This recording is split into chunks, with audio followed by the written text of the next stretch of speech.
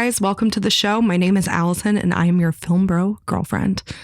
I have always wanted to do a podcast. This has been a long time dream of mine. Finally have the equipment to do so. And I'm feeling inspired. I'm in a little bit of a rough patch in my life.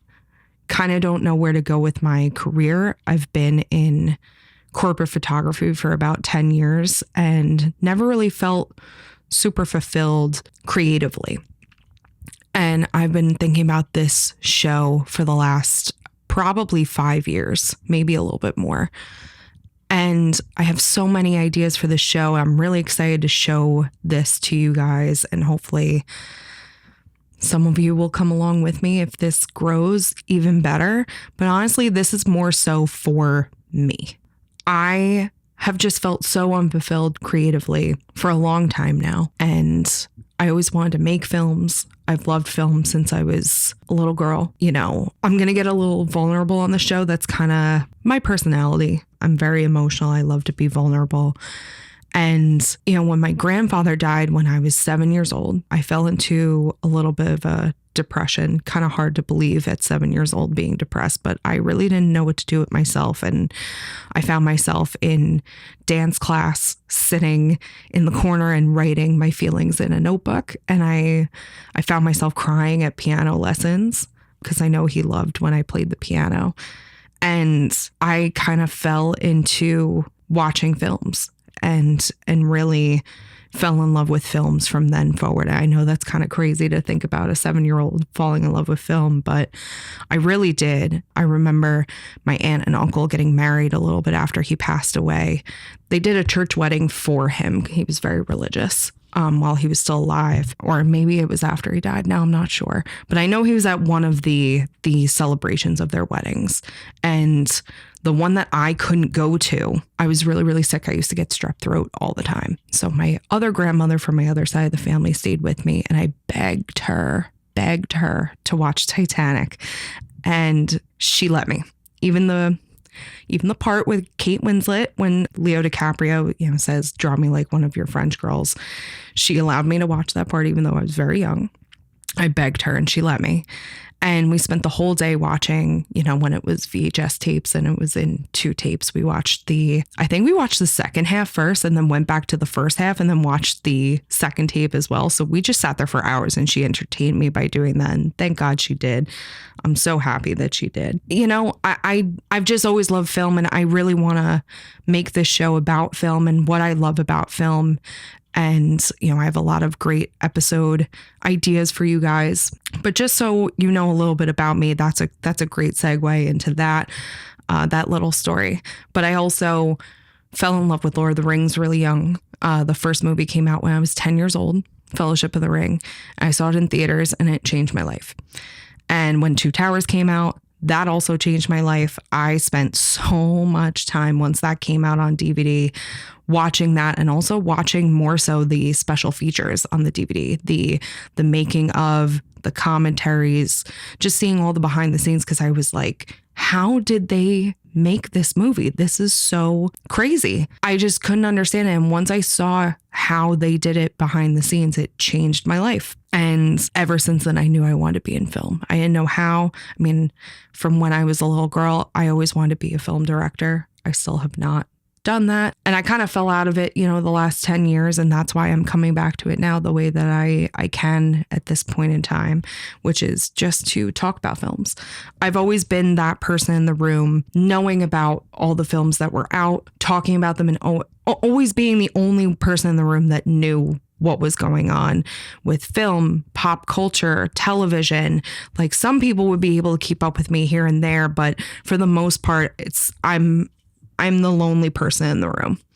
And that's where this idea came from. I want to use this platform to talk about how much I love film and pop culture, television, everything, celebrities, any of that. And that's where the name Film Bro Girlfriend came from. And I know the definition online of film bro is, you know, the guy in the corner that thinks he knows all about film, but actually he doesn't really know all that much. It's very surface level. I kind of did a spin on that in my own brain of, well, I'm the Film Bro Girlfriend. I'm actually sitting in the corner right beside him. And I know what's going on and I know what I'm talking about. So that's where that really came from. I just thought that was a great idea. I have a lot of great ideas for the show and I'm very, very excited to take you guys along with me. So just some background, like I told you, why I got into film and how much I loved it. That kind of stemmed from a very dark time in my life, even though I was so young.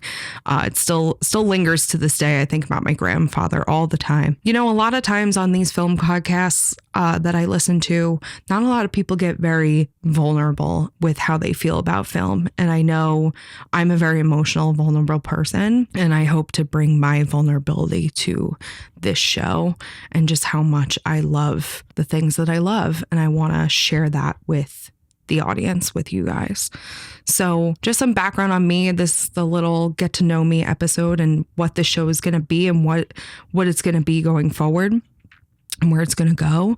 And I hope it grows. I hope there's things out there that I'm going to discover and go with the show that I don't even know about now. I hope I fulfill my dreams of what I want this show to be now, as well as stuff I can't even fathom yet. So I'm very excited for this. But just a little background on me. My first film that I ever loved was Disney's animated feature Beauty and the Beast, which was the first animated feature to win an Oscar. So I guess I have good taste.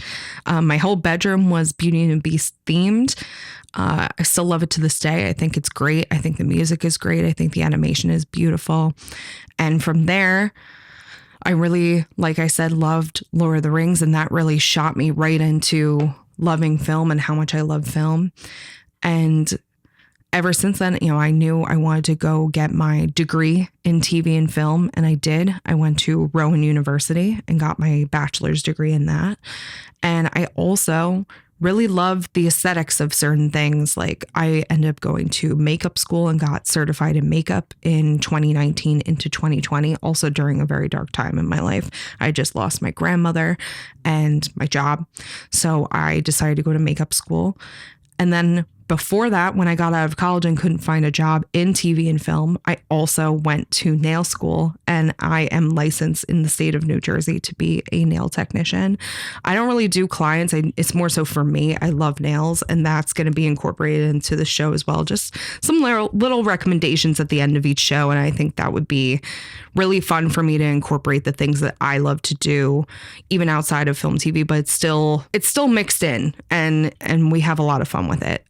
I also am a lover of physical media. I collect so many things. I've also worked for 2 big movie theaters. Actually, recently, I worked for AMC theaters and Cinemark theaters, and I love movie posters. You can see them in the back right now of me if you're watching online on YouTube. I have the drama up, which is coming out in a couple of weeks, and I also have Wuthering Heights, which just came out about a month ago, and I rotate them out. I have such a collection. I love them.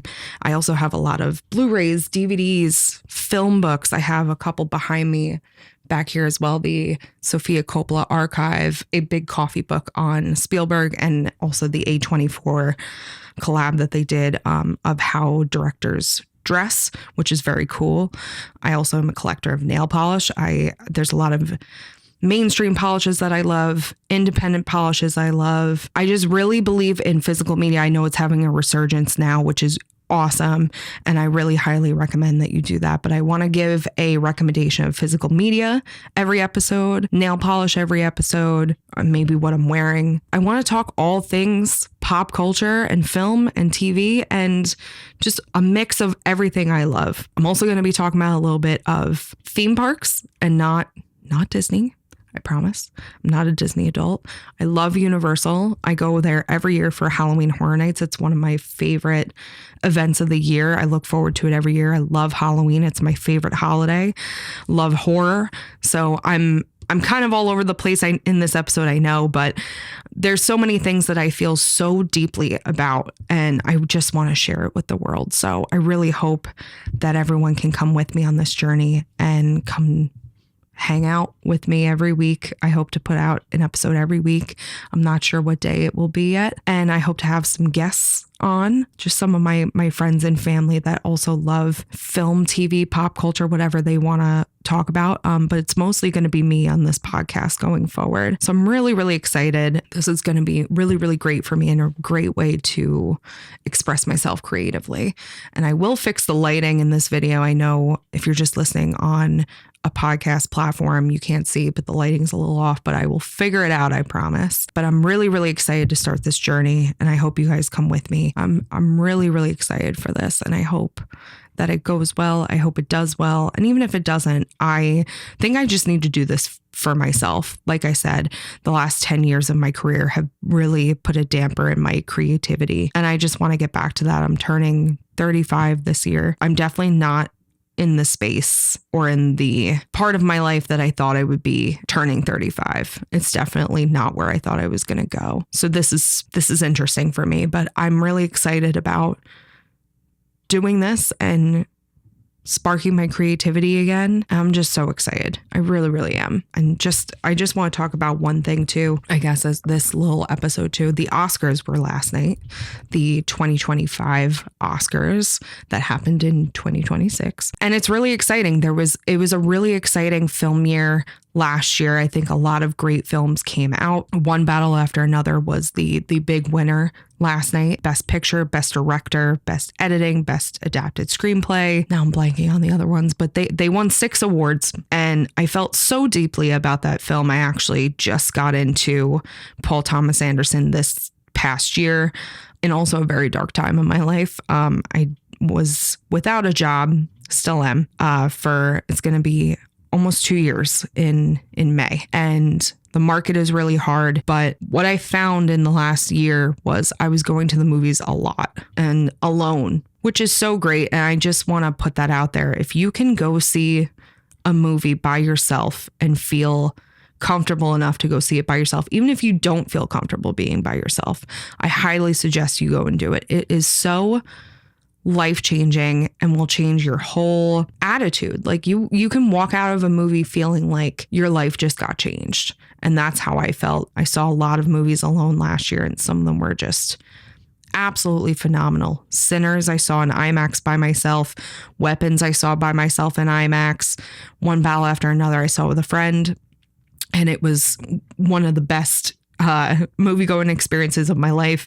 There's a scene that was very reminiscent of Steven Spielberg's car chase in Duel. And there was a very reminiscent like sequence of that in One Battle After Another. And when it happened, I remember literally sitting up in my seat because I was sitting back. It was not a reclining seat. Sitting in the seat, sitting up, hands around my face, jaw to the floor, and resting on my knees and just sitting in awe watching this sequence go down. And the score was incredible during that scene. I'm so glad that it won so much last night. And I'm so glad that Paul Thomas Anderson got his award. Very well deserved. He has been working for a very long time, and he definitely deserved that award 10 times over. His work is incredible. Sinners was amazing. I'm so glad that Michael B. Jordan got that award. That was a great moment last night. I also thought the screenplay, I'm so glad Ryan Coogler got the original screenplay. Sinners is just insane. If you love horror, if you don't,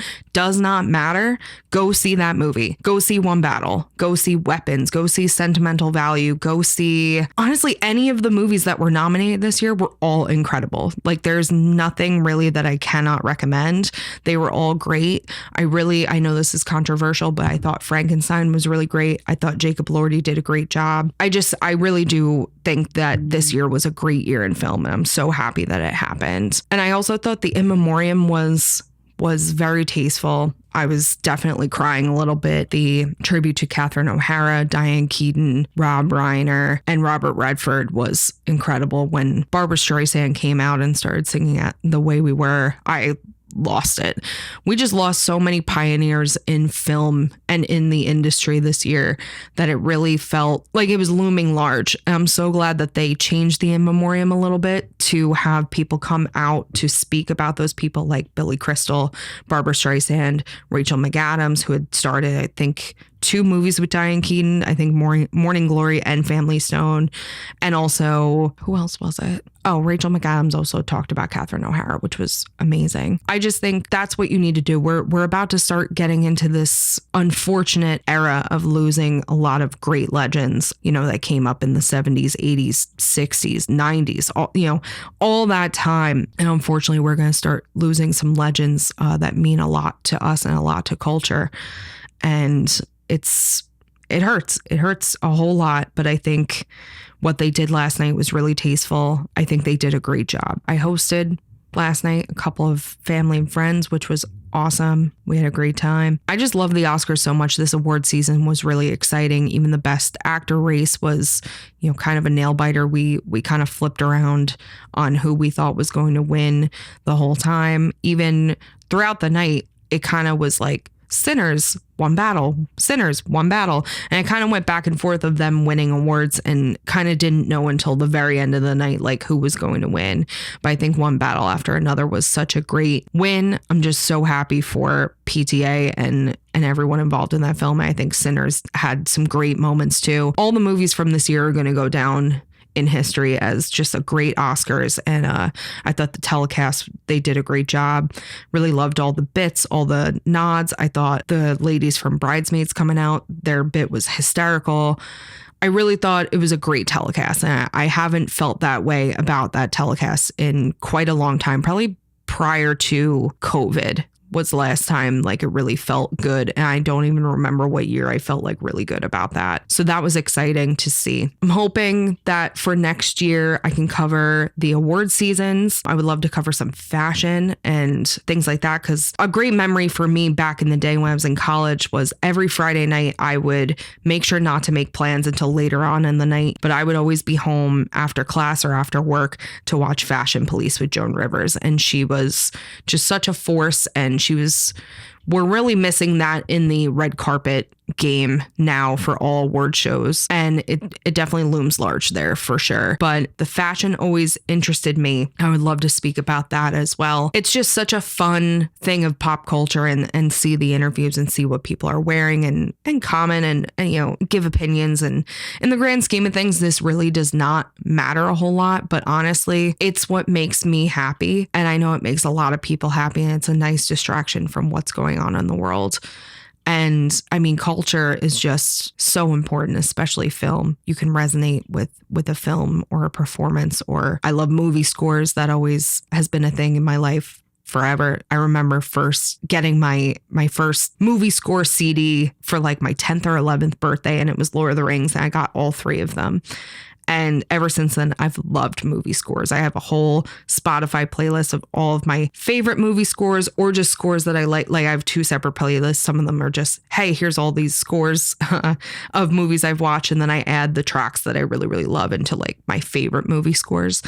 And they're kind of crazy, but there's nothing better than sitting in your car. Your mind is racing. You can't get around whatever you're thinking about. And you put a movie score on and you're allowed to, at least for me, it allows me to really think about the things that are going on in my life and really contemplate and process my thoughts. And nothing has helped me better than that. And I really, really feel so strongly about movie scores. And I think they're so, so important. So I would love to also recommend some movie scores on this podcast as well. I would love for people to really get into it and really understand them and see just how important they are too. Not just, the movie soundtracks that people make songs for, with words and all that, but just the song, the composing behind these important scenes that you don't even realize, like that is what's making the scene make you feel the way that you feel. And I feel so passionate about that. And it's so important and so beautiful. At the end of the day, like I worked at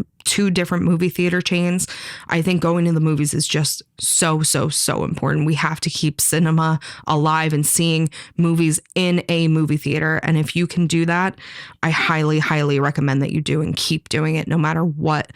It cannot die. It's such an important art to our culture. And I feel really, really strongly about movie theaters. So all that being said, I'm really, really excited to do this podcast. I'm excited to talk to you guys about the things that I want to talk about with film, pop culture, TV, film scores, actresses, actors, directors. I'm hoping to do some filmographies of people, give rankings of things, give recommendations. I'm just very, very excited to do this. And I hope you guys come along with me. I hope you enjoy this. And this was just a little prologue of Film Bro Girlfriend for you guys. So on that note, thank you guys for watching. I really, really appreciate it. I'm very, very excited to see where this goes. That's it for now. I am your Film Bro Girlfriend.